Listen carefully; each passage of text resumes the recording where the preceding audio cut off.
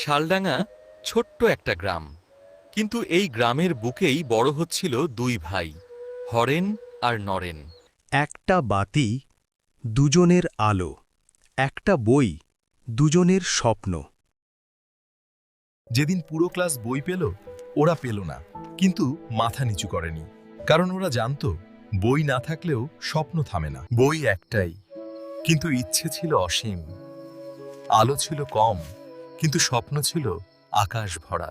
হঠাৎ একদিন বাবার অসুখ। সংসারে নেমে এলো নীরব ঝড়, কিন্তু ওরা ভাঙেনি।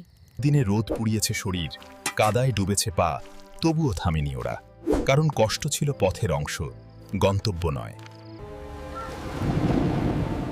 ঝড় যখন সবকিছু ভাসিয়ে নিয়ে যাচ্ছিল, সবাই যখন আতঙ্কে ছুটছিল, ঠিক তখন দুই ভাই দাঁড়িয়েছিল স্থির।